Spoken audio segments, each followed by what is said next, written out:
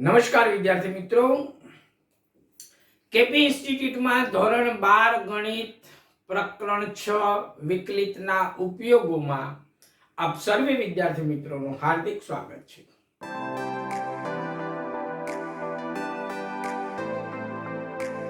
મિત્રો, લાસ્ટ વિડિયોની અંદર આપણે આ ચેપ્ટરના સ્વાધ્યાય 6.5 ની અંદર એક્ઝામ્પલ નંબર 1 ની ચર્ચા કરી હતી.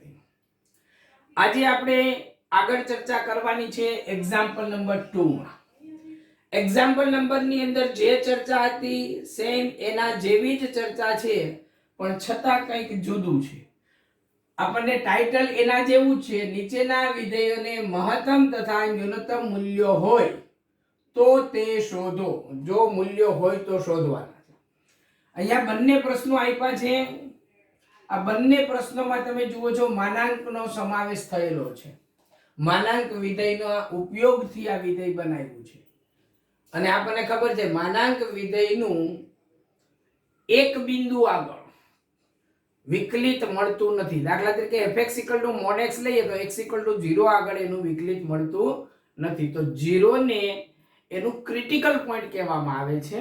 ક્રિટિકલ બિંદુ પાસે વિધેય વિકલિત નથી, પરંતુ તેમ છતાં એ બિંદુ પાસે એને ન્યૂનતમ અથવા તો મહત્તમ મૂલ્ય છે. fx = mod x લઈશું તો ન્યૂનતમ મૂલ્ય આવશે. fx = નેગેટિવ mod x લઈશું તો મહત્તમ મૂલ્ય આવશે. આપણે આ બંને પ્રશ્નો જોવાના છે. ચાલો મિત્રો જોઈએ એક્ઝામ્પલ નંબર 2 માં પેટા પ્રશ્ન 1. અહીં fx = mod x + 2 - 1 આટલું છે. હવે જો માનાંક વિધેય છે એટલે સીધું આનું વિકલન ન થાય. આપણને અહીંયા સૂચન કર્યું નથી કે પ્રથમ વિકલિત કસોટીનો ઉપયોગ કરો કે દ્વિતીય વિકલિત કસોટીનો ઉપયોગ કરો. આવું કોઈ સૂચન નથી. આપણે આપણી રીતે નક્કી કરવાનું છે કે કઈ વિકલિત કસોટીનો આપણે ઉપયોગ કરવો. શક્ય બને ત્યાં સુધી દ્વિતીય વિકલિત કસોટીનો ઉપયોગ કરવો.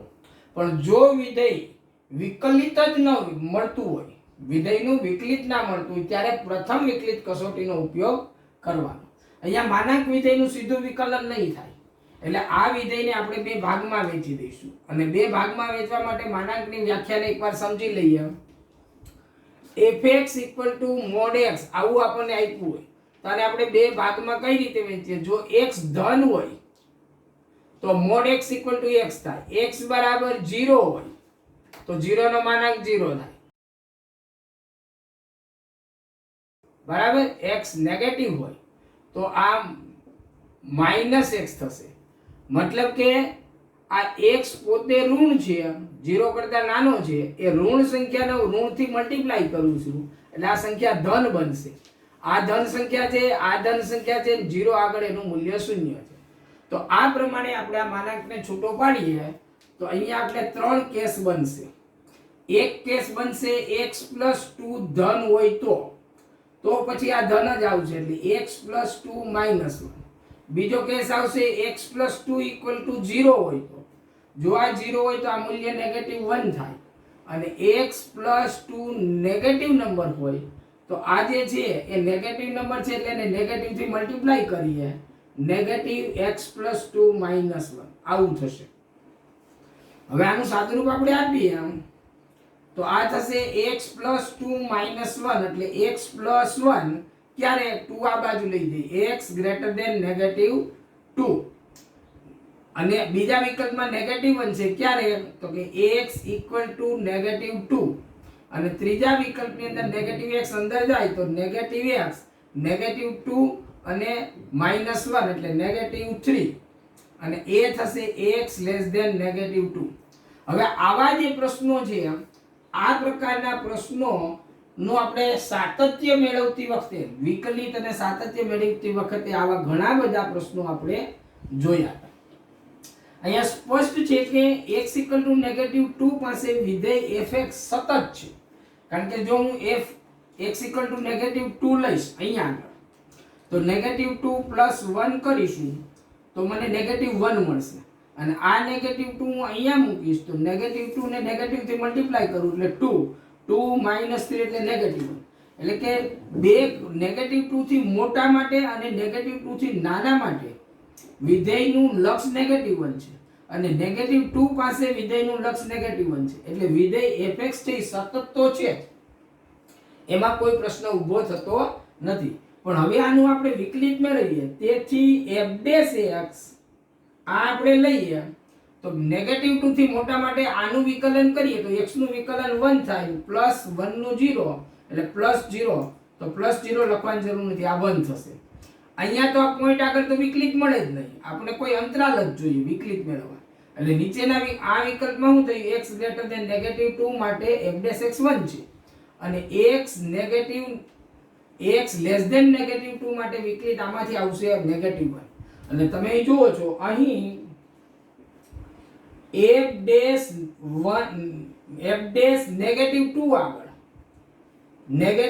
આગળ -2 કરતા મોટું એટલે જમણી બાજુનું વિકલિત છે એ 1 છે અને f' -2 ડાબી બાજુનું વિકલિત -1 છે. તેથી f' -2 is not equal to f' -1. તેથી f' -2 વ્યાખ્યાયિત નથી. વ્યાખ્યાયિત નથી તો દ્વિતીય વિકલિત કસોટીનો આપણે ઉપયોગ નહીં કરી શકીએ. દ્વિતીય વિકલિત કસોટી આપણને શું કહે છે કે જે f' બરાબર 0 લઈએ આપણે અને પછી x ની જે કિંમત મળે છે એ આપણે સ્ટેશનરી પોઈન્ટ મતલબ કે નિર્ણાયક બિંદુ આપણને મળે છે અને એ નિર્ણાયક બિંદુના આધારે આપણે મહત્તમ કે ન્યૂનતમ બિંદુઓની ચર્ચા કરીએ છીએ. પણ અહીંયા તો ડાબું વિકલિત અને જમણું વિકલિત, અહીં f' -2 પ્લસ એટલે જમણું વિકલિત અને f' -2 એટલે ડાબું વિકલિત. જમણું વિકલિત અને ડાબું વિકલિત સરખા નથી. જેવી રીતે આપણે લક્ષમાં કહીએ છીએ ડાબું લક્ષ અને જમણું લક્ષ સરખા હોય તો એ વિધેયનું લક્ષ અસ્તિત્વ ધરાવે છે. એવી જ રીતે ડાબું વિકલિત અને જમણું વિકલિત જો સરખા હોય તો વિકલિત અસ્તિત્વ ધરાવે. અહીંયા સ્પષ્ટ દેખાય છે કે -2 કરતા મોટી કિંમત લઈએ તો 1 વિકલિત આવે છે અને -2 કરતા નાના માટે વિકલિત -1 આવે છે. એટલે જમણું વિકલિત અને ડાબું વિકલિત સરખા નથી. તેમ છતાં તમે અહીંયા જોશો તો અહીંયા મહત્તમ કે ન્યૂનતમ મૂલ્ય અસ્તિત્વ ધરાવે છે. કઈ રીતે અસ્તિત્વ ધરાવે છે એને થોડું આલેખ દ્વારા રજૂઆત કરીએ અને સમજીએ. ચાલો મિત્રો, તો આપણે આલેખાત્મક રજૂઆત જોવાની છે. મેં આલેખ અહીંયા દોરી આપ્યો છે. fx નો આલેખ દોર્યો છે. જો x -2 લઈએ તો વિધેયનું મૂલ્ય -1 છે, y બરાબર -1, x બરાબર -2 ત્યારે y એમ -1 આ પોઈન્ટ આવે છે, -2 -1 આ પોઈન્ટ. x બરાબર હું 0 મૂકુશ તો y એમ ની કિંમત 1 આવશે, xm ની કિંમત 0 ym ની કિંમત 1 અથવા xm ની કિંમત હું -1 લઈશ અહીંયા આગળ તો -1 + 1 એટલે 0. તો xm ની કિંમત -1 તો ym ની કિંમત 0. આ ત્રણેય બિંદુઓને જોડી દઈએ આપણે. તો 2 કરતા મોટી કિંમત આ બાજુ છે, બરાબર? 2 કરતા મોટી, એના માટે આપણને આલેખ આમ ઉપર મળે છે. અહીંયા આગળ x ની કિંમત -2 કરતા મોટી છે, x ની કિંમત -2 કરતા મોટી આ બાજુ. તો આલેખ અહીંથી શરૂ કરી આમ ઉપર જાય છે. એક્ઝેક્ટલી x -2 માટે એનો ym -1 છે. એક્ઝેક્ટલી x -2 માટે ym -1 છે. અને x ની કિંમત -2 કરતા નાની આ બાજુ છે, અહીંયા આ બાજુ છે. તો તમે જુઓ છો અહીંથી આલેખ આ બાજુ જાય છે. x ની કિંમત હું અહીંયા આગળ -3 લઉં તો -3 અને નેગેટિવ એટલે +3, 3 - 3 એટલે 0, તો -3 0 આ ગોળ થશે. અને આ બધાને હું જોડી દઉં. હવે સીધી રેખા એટલા માટે દોરું છું કે આ સુરેખ સમીકરણ છે. y બરાબર x + 1 આ રેખા છે. આમાં પણ y બરાબર -1 - 3 આ પણ એક રેખા છે. એટલે આ બે રેખાઓ છે અને અહીંયા આગળ ખૂણો પડે છે. તમે જુઓ છો આ આલેખ અહીંથી આમ સીધો આવ્યો, અહીં ખૂણો પડ્યો અને અહીંથી આમ સીધો પડ્યો. તો આ 2 ની આજુબાજુ આપણે સામીપ્ય લઈએ છીએ. -2 - h અને -2 + h. અને 2 પાસે વિકલિત અસ્તિત્વ ધરાવતું નથી. તમે જુઓ છો ડાબું વિકલિત છે એ -1 છે અને જમણું વિકલિત છે એ 1 છે. એટલે કે ડાબું વિકલિત તો -2 ની આ બાજુ આલેખ પરના કોઈ પણ બિંદુએ તમે સ્પર્શક દોરો તો એ સ્પર્શકનો ઢાળ -1 છે અને x -2 ની જમણી બાજુએ તમે કોઈ પણ બિંદુ આગળ સ્પર્શક દોરો તો એ સ્પર્શકનો ઢાળ 1 છે. એટલે અહીંયા લખું જ લખાય f dash -2 = 1 અને f dash -2 = -1. અહીંયા આ બાજુ ઢાળ -1 છે. તમે જુઓ છો અહીંયા અહીંથી આને આમ તમે લંબાવો તો આ 135 અંશનો ખૂણો થાય. અહીંથી આ 45 અંશનો ખૂણો થાય. tan 45 ની કિંમત 1 અને tan 135 ની કિંમત -1. તો આપણે અહીંયા થીટા ખૂણો મેળવ્યા વગર વિકલન દ્વારા આપણને ખબર પડી કે આના ઢાળ આ પેલી બાજુ 1 છે અને આ બાજુ -1 છે. બંને ઢાળ સમાન નથી. જો સમાન હોય તો જ વિકલિત અસ્તિત્વ ધરાવે. એટલે અહીંયા વિકલિત અસ્તિત્વ ધરાવતો નથી. તેમ છતાં તમે આ બિંદુ પાસે જુઓ આ અંતરાલમાં. હવે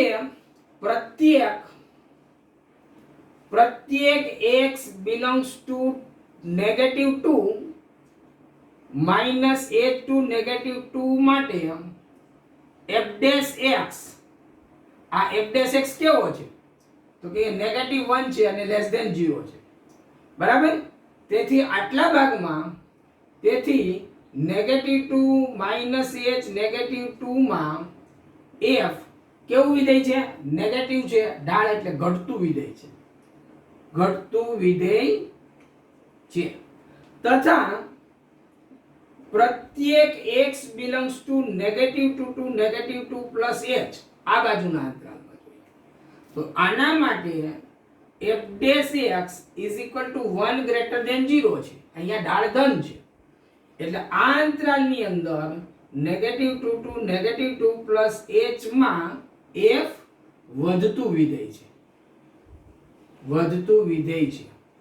તો આમ આટલા ભાગમાં ઘટતું છે અને આટલા ભાગમાં વધતું છે એટલે કે ઘટીને વધે છે. એટલે આ બિંદુ પાસે વિધેય f નું ન્યૂનતમ મૂલ્ય છે. તેથી પ્રથમ વિકલિત કસોટી મુજબ f ને x = -2 આગળ ન્યૂનતમ મૂલ્ય f -2 અને f -2 કેટલા છે તો આપણે અહીં મેળવ્યા હતા x બરાબર -2 લઉં તો -1 મળે. -1 છે. તથા મહત્તમ f નું મહત્તમ મૂલ્ય મળતું નથી. તમે જોઈ શકો છો f નું કોઈ જગ્યાએ મહત્તમ મૂલ્ય નથી. અહીંથી આલેખ સીધે સીધા ઉપર હોઈ જાય. હવે x ની કઈ કિંમત માટે મહત્તમ થશે તમે એમ કહેશો 1 માટે ym મહત્તમ તો 2 માટે એના કરતા વધુ છે 3 માટે એના કરતા વધુ એ રીતે આ બાજુ ઉપર જશે. એટલે કોઈ જગ્યાએ મહત્તમ મૂલ્ય મળશે નહીં. ન્યૂનતમ મૂલ્ય આવશે. મતલબ કે ym ની કિંમત ઉપરથી આવતી જશે નીચે -1 સુધી આવી પાછી ઉપર જતી રહેશે. એટલે -1 થી નીચે ym જવાનો નથી. તો -1 છે એ નાનામાં નાનો ym છે ન્યૂનતમ ym છે. બરાબર છે. તો આ રીતે આખો દાખલો સમજવાનો છે. અને આ જ પ્રમાણે અહીંયા માનાંક છે. મેં જે અહીંયા વ્યાખ્યાઓ બનાવી છે જે રીતે આલેખ બનાવ્યો છે તમારે આલેખ બનાવવો હોય તો બનાવજો ફરજિયાત નથી. પણ આ રીતની રજૂઆત કર્યા પછી આ અંતરાલ કઈ રીતે લેવું તો અહીંયા એક્ઝેક્ટલી પોઈન્ટ આવશે. અહીંયા ક્રિટિકલ પોઈન્ટ -1 આવશે કારણ કે અહીંયા -2 લીધું એટલે આ માનાંકમાં 0 થયું. આને 0 બનાવવો છે એટલે x ની કિંમત -1 એ ક્રિટિકલ પોઈન્ટ થશે. અને એ ક્રિટિકલ પોઈન્ટમાં -1 ની આજુબાજુ તમારે અહીંયા અંતરાલ લેવાનું છે. ધારો કે અહીંયા -1 છે તો અહીંયા તમારે એક અંતરાલ લેવાનું છે કે -1 - h -1 plus h. આ અંતરાલમાં બિહેવિયર જુઓ વિધેયનું અને આટલા અંતરાલમાં વિધેયનું બિહેવિયર જુઓ ક્યાં વધે છે ક્યાં ઘટે છે વધીને ઘટે છે કે ઘટીને વધે છે. જો ઘટીને વધે આ ઘટીને વધે તો ન્યૂનતમ અને આ રીતનો આલેખ આવતો હોય તો આ વધીને ઘટે એટલે મહત્તમ મૂલ્ય. તમે ગણજો તમને ચોક્કસ આવડશે. ચાલો મિત્રો જોઈએ આપણે એક્ઝામ્પલ નંબર 2 નો ત્રીજો દાખલો hx = sin of 2x + 5. બરાબર. ત્યાર પછી ચોથો દાખલો એના જેવો છે પણ આખો માનાંક છે. અને પાંચમા દાખલાની અંદર hx = x + 1 એમાં x ની રેન્જ આપણને આપી છે. જો ઉપરના દાખલા તમે જુઓ x ની કોઈ રેન્જ આપેલી નથી, એનો મતલબ થયો કે અહીંયા x ની કિંમત r માંથી લેવાની છે. બંને દાખલામાં x ની કિંમત r માંથી લેવાની. અહીંયા x ની કિંમતની આપણને ક્યાંથી લેવાની એ માહિતી આપેલી છે. ચાલો પહેલો દાખલો આમાંનો ત્રીજો જોઈએ. Answer example 2 3. અહીં fx equal to sin of 2x plus 5 છે. હવે x belongs to r લખવાની જરૂર નથી, આપણે રકમમાં આપ્યું નથી, આપણે x belongs to r છે એવું જ સમજવાનું છે. ચાલો અહીંયા આગળ આ વિધેય વિકલિત મળશે, આમાં સતત પણ છે, વિકલનીય પણ છે, એટલે આપણે દ્વિતીય વિકલિત કસોટીનો ઉપયોગ કરશું. તેથી f' આમાંથી મેળવીએ તો sin નું થશે cos 2x અને 2x નું 2 હું આગળ લખી દઉં વત્તા અચળ 5 નું 0 એ લખતા નથી, અને f'' આમાંથી મેળવીએ. ચાલો તો 2 cos 2x નું વિકલન કરવાનું છે. cos નું વિકલન નેગેટિવ આવશે, 2x નું પાછું 2 આવશે, a2 અને આ 2 બંને ભેગા થઈને મલ્ટીપ્લિકેશન થશે એટલે 4 થશે, તો -4 sin 2x આવું બનશે. બરાબર. આને નંબર આપણે આપી દઈએ, આને નંબર 1, આને નંબર 2, આને નંબર 3. ચાલો હવે f ના સ્થાનીય મહત્તમ કે ન્યૂનતમ મૂલ્યો માટે f' બરાબર 0 આપણે લઈએ છીએ દર વખતે દ્વિતીય વિકલિત કસોટીના નિયમ પ્રમાણે. તો f' બરાબર 0 એટલે આ 0 થશે. 2 cos 2x બરાબર 0 implies that cos of 2x બરાબર 0 implies that 2x બરાબર cos ના શૂન્યનો ગણ લખવાનો છે 2k plus 1 pi by 2 k belongs to z. આ રીતે લેવાનું છે. હવે આપણે 2x ની કિંમત 2x જ રાખીશું, કારણ કે અહીંયા દ્વિતીય વિકલિત કસોટીમાં આપણે ચેક કરવાનું છે 2x ની કિંમત.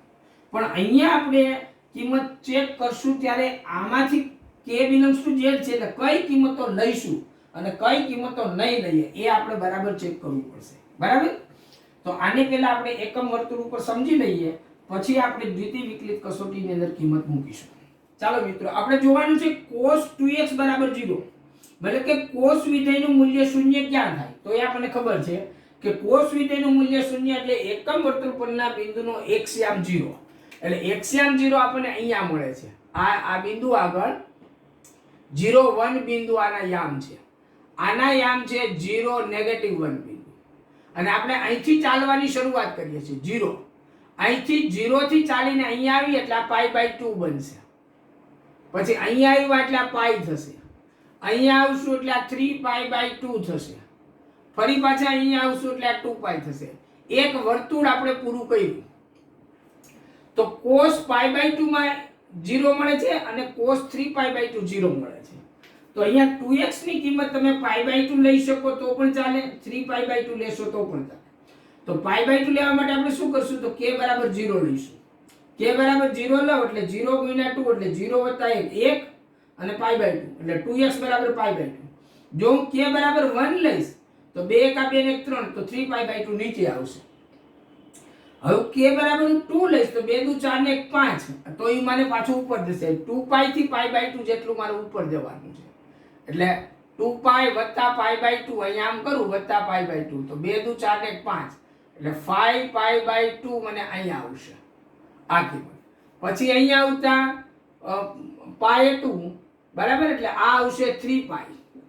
પછી અહીંયા આવશે ત્યારે પાછું આમાં π/2 એડ કરવાનું છે એટલે 3π plus π/2 તો 3 2 6 ને 1 7π/2 આવશે. 7π/2 પછી અહીંયા આવીશ એટલે 4π થશે. એટલે આપણે બે વર્તુળ લીધા. બે વર્તુળની અંદર હું જો અહીંયા k બરાબર હું 0 લઉં તો π/2, 1 લઉં તો 3π/2, 2 લઉં તો 5π/2, 3 લઉં તો 3 2 6 ને 1 7 7π/2 અને આમ હું ચક્કર લેતો જાઉં તો 4π માં હું પાછા π/2 નાખીશ, 4π plus π/2 તો 4 2 8 ને 9π/2 થશે. 9π/2 થશે. અને અહીંયા આવશે મને 1 3 અને હવે 5 અને અહીંયા આવશે 5π/2 માં હું π/2 ઉમેરું, 5π ની અંદર હું π/2 ઉમેરું, 5 દુ 10 ને 11 11π/2 થશે. અને અહીંયા આવશે 6π. તો તમે જુઓ છો કે અહીંયા જે બધી કિંમત આવે છે π/2 5π/2 9π/2, હવે આમાં જુઓ પાઈ માં કેટલા નાખ્યા 4 5 આવ્યા, 5 માં 4 નાખ્યા 9 આવ્યા, 9 માં તમે 4 નાખો તો 9 ને 10 ને 4 10 ને 3 13 એટલે 13π/2. આ રીતનું આમ આગળ ચાલતું જવાનું છે. આમાં 3 ને 4 7 7 ને 4 11 11 ને 4 15π/2 એટલે આમ 4 ના ગુણકમાં. તો આ જે બધા નંબર છે મેં ઘડિયાળના કાંટાની વિરુદ્ધ દિશામાં લીધા છે. તમે ઘડિયાળના કાંટાની દિશામાં જશો તો અહીંથી આ બાજુ આમ આગળ જશો એટલે નેગેટિવ π/2 આવશે. કારણ કે તમારે 7 માંથી અહીંયા આવતા 4 કાઢવાના છે. આમાંથી તમે 4 કાઢો નેગેટિવ π/2 છે. આમાંથી પાછા તમે 4 કાઢો તો નેગેટિવ 5π/2 આવશે. અને આમ તમારે આ બાજુ ચાલતું જવાનું. એમ એ રીતે આમાં પણ આ બાજુ ચાલવાનું. તો તમામ કિંમતો ઉપરની અને નીચેની જે 2k + 1 π/2 સ્વરૂપમાંથી બે ભાગમાં વેચાઈ ગઈ. કયા બે ભાગ? તો ઉપરની કિંમતમાં સામાન્ય તફાવત 4 છે એટલે 4k + 1 π/2 ટાઈપની બધી સંખ્યા ઉપર છે બી બિંદુ પાસે. આ બી બિંદુ છે, આ બી ડેશ બિંદુ છે. તો અહીંયા કઈ કિંમત છે બધી? તો 4k + 3. આપણે અહીંયા પેલું π/2 લીધું ને, અહીંયા 3π/2 લીધું તો 3π/2. k belongs to z પ્રકારની સંખ્યા. હું આ બિંદુને પહેલું મારું પ્રારંભિક બિંદુ કહું છું. તો સામાન્ય તફાવત 4 નો છે એટલે 4k અને k ની કઈ કિંમત લઉં તો π/2 મળે? તો k = 0 લઉં તો એટલે 4k + 1 લેવાનું. અને અહીંયા k = 0 લઉં તો મને 3π/2 આ મળી જાય છે. એટલે આમ જે 2k + 1 π/2 ની જે કિંમતો છે એ બધી ઉપર અને નીચે વહેંચાઈ છે. બરાબર છે? અને હવે અહીંયા આગળ આપણે જો sin ની કિંમત લઈશું, અહીંયા આગળ તો sin ની કિંમત 1 છે અને અહીંયા આગળ sin ની કિંમત નેગેટિવ 1 છે. કારણ કે આપણે દ્વિતીય વિકલિત કસોટીમાં sin આવે છે. એટલે આપણે અહીંયા 2x ની કિંમત સીધી અહીંયા નથી મૂકવાની. તો અહીંયા સીધી આ કિંમત મૂકી દઈશું તો +or -1 થશે. અને +or -1 થશે તો ક્યાં ધન થશે ને ક્યાં ઋણ થશે ખબર પડશે નહીં. એટલે આપણે આ બે ભાગમાં વહેંચવી પડશે અહીંયા. ચાલો મિત્રો, તો હવે આપણે f"x મેળવવાનો પ્રયત્ન કરીએ. 2x ની કિંમત આપણે બે ભાગમાં બનાવી દીધી. તમે જુઓ છો અહીંયા 4k + 1 π/2 પ્રકારની સંખ્યા અને 4k + 3 * π/2 પ્રકારની સંખ્યા. તો જો 2x બરાબર 4k + 1 π/2 k belongs to z imply that આમાંથી x ની કિંમત કઈ મળશે? તો કે 4k + 1 π/4. આ 2 અહીંયા હતા એ નીચે જશે. તો x ની આ કિંમત માટે f"x આપણને કેટલો મળશે? f"x આ. તો આ કિંમત હું અહીંયા મૂકી દઉં. તો આ કિંમત અહીંયા મૂકીશ એટલે 2 કેન્સલ થશે એટલે π/2 આવશે. એટલે 4k + 1 π/2 પ્રકારની મતલબ કે 2x ની કિંમત અહીંયા મુકાશે. અને એ કિંમત હું અહીંયા મૂકીશ ત્યારે દરેક વખતે sin નું મૂલ્ય કયું છે? 1 છે. તો એ 1 આવે છે. અને એને કોઈના 4 તો છે એટલે -4 * 1 એટલે -4 એટલે આ ઋણ થયું. આ ઋણ થયું. અને તેથી f નું x = કઈ કિંમત? 4k + 1 π/2 k belongs to z આગળ આ નેગેટિવ છે એટલે આપણે કયું મૂલ્ય મળશે? મહત્તમ મૂલ્ય f આ આખી કિંમત મૂકવાની છે 4k + 1 π/2 = હવે આ f ની અંદર આ કિંમત મૂકો અહીંયા આગળ. તો અહીંયા π/2 નહીં π/4. આ π/4 છે. x ની કિંમત π/4 છે. π/4 ની મલ્ટીપલ છે. અહીંયા મૂકો છો એટલે 2 કેન્સલ થશે એટલે π/2 આવશે. એટલે આ કિંમત જે આવશે એ કિંમત કઈ આવશે? 4k + 1 π/2 ટાઈપ એટલે અહીંયા આવશે 1. તો 1 + 5 એટલે 6. તો મહત્તમ મૂલ્ય આપણે કેટલું મળ્યું? 6 મળ્યું. અને આ જ રીતે આપણે લેવાનું છે ન્યૂનતમ મૂલ્ય.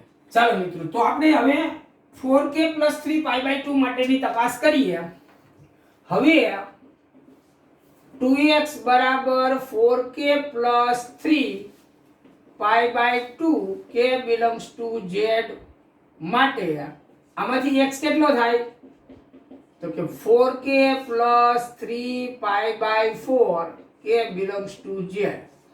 આગળ f ડબલ ડેશ x એટલે f ડબલ ડેશ x અહીંયા જોવાનું છે -4 અને 4k પ્લસ 3 પાઈ બાય 2 અહીંયા મૂકો તો 2 2 કેન્સલ થાય 4k પ્લસ 3 બ્રેકેટ પછી પાઈ બાય 2 આ કિંમત વર્તુળમાં ક્યાં આવે છે b ડેશ બિંદુ પાસે અને ત્યાં એનો સાઈન નું મૂલ્ય કેટલું છે -1 છે આ -1 છે એટલે -4 અને -1 એટલે 4 આ ગ્રેટર ધેન 0 થયું અને તેથી x equal to 4k plus 3 pi by 4 આગળ f નું ન્યૂનતમ મૂલ્ય આ ધન છે ને સેકન્ડ ડેરિવેટિવ ધન છે એટલે આપણે ન્યૂનતમ મૂલ્ય મળે આગળ f નું ન્યૂનતમ મૂલ્ય કયું થશે f આ કિંમત મૂકી આપણે 4k plus 3 pi by 4 અહીં k belongs to z તમારે અંદર લખવાની જરૂર નથી બાય મેં લખ્યું છે એટલે બરાબર f માં કિંમત મૂકો આપણું આ વિધેય છે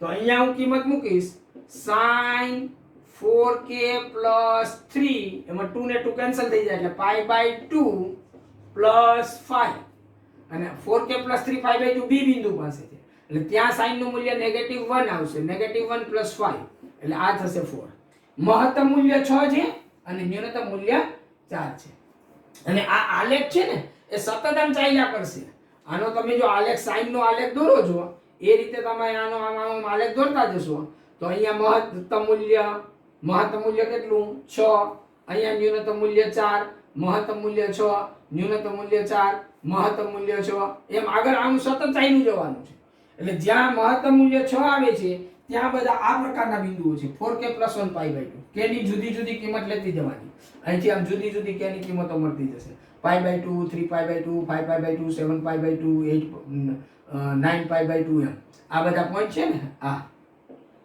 ધારો કે આ પાઈ બાય 2 છે તો sin પાઈ બાય 2 ઉપર 1 આવશે પછી અહીંયા 3 પાઈ બાય 2 છે એ રીતે તમારે આગળ લેતું જવાનું એટલે આખો આલેખ તમને એ ખ્યાલ આવશે અને જે રીતનો આ દાખલો છે એ જ રીતનો આ દાખલો છે અહીંયા માનાંક આપ્યો છે પણ sin 4x ની કિંમત -1 અને 1 ની વચ્ચે છે sin 4x ની કિંમત એટલે -1 less than or equal to sin 4x less than or equal to 1 આમાં બધામાં 3 ઉમેરો 3 આમાં ઉમેરું તો 2 less than or equal to sin 4x plus 3 less than or equal to 3 + 4 તો આ કિંમત હંમેશા કેવી છે ધન છે એટલે આ fx માં તમારે માનાંક રાખવાની જરૂર નથી હવે માનાંક કાઢ નાખો આટલું લખ્યા પછી અને માનાંક કાઢ નાખો એટલે ઉપરના દાખલા જેવું થઈ ગયું અહીંયા 2x હતું એની જગ્યાએ 4x છે એટલે તમે જ્યારે આ રીતે ગણતા જશો બરાબર પછી અહીંયા તમે 2x ની કિંમત લીધી છે ત્યાં તમારે 4x લેવાની છે આવી જ બે સંખ્યાઓ બનશે 4k + 1 પાઈ બાય 2 અહીંયા 4 હશે આ 4 નીચે આવશે એટલે પાઈ બાય 8 થશે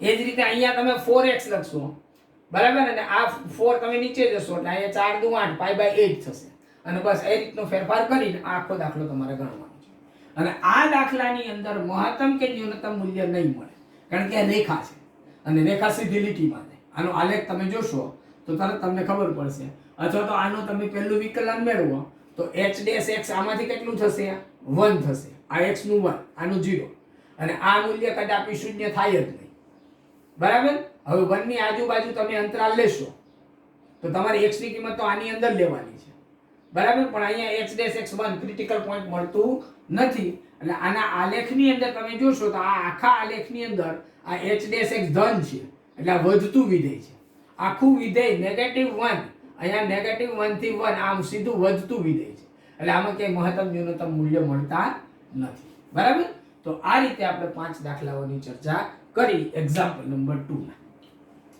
ખૂબ જ ડિટેલમાં અને ઝીણવટભરી રીતે આપણે ચર્ચાઓ કરીએ છીએ જેથી કરી તમારો કન્સેપ્ટ બરાબર ક્લિયર થાય દાખલો ગણવો મહત્વનો છે એના કરતાં વધારે મહત્વનું છે કન્સેપ્ટ ક્લિયર કરવો આ મહત્તમ અને ન્યૂનતમનો અર્થ શું છે શા માટે પ્રથમ ડેરિવેટિવ 0 લેવામાં આવે છે સેકન્ડ ડેરિવેટિવ ધન હોય તો ન્યૂનતમ મૂલ્ય મળે છે સેકન્ડ ડેરિવેટિવ ઋણ હોય તો મહત્તમ મૂલ્ય મળે છે આ બધી બાબતો જો બરાબર સમજાઈ જાય તો કોઈ પણ પ્રકારનો દાખલો હશે તો તમે સોલ્વ કરી શકશો તો આટલી જ ચર્ચાને સાથે અહીંયા આપણે પૂરું કરીએ છીએ જો મિત્રો તમને આ વિડીયો ગમ્યો હોય, મજા આવી હોય, સમજાઈ ગયું હોય તો ચોક્કસ વિડીયો લાઈક કરજો, તમારા સાથી મિત્રોને શેર કરજો, સબસ્ક્રાઇબ કરજો અને જો તમે આ ચેનલની અંદર પહેલી વખત હોય તો સબસ્ક્રાઇબ કરવાની સાથે સાથે બેલ આઇકન અચૂક દબાવજો, જેથી કરી જ્યારે બી નવો વિડીયો અપલોડ થાય એનું નોટિફિકેશન આપણને સૌથી પહેલા મળે અને નોટિફિકેશન મળ્યા પછી એ વિડીયો સમયસર જોઈ અને અભ્યાસક્રમને રાબેતા મુજબ ચલાવી શકાય. તો આટલી જ ચર્ચાની સાથે અહીંયા વિરામ લઈએ મિત્રો. ખૂબ ખૂબ આભાર. ધન્યવાદ.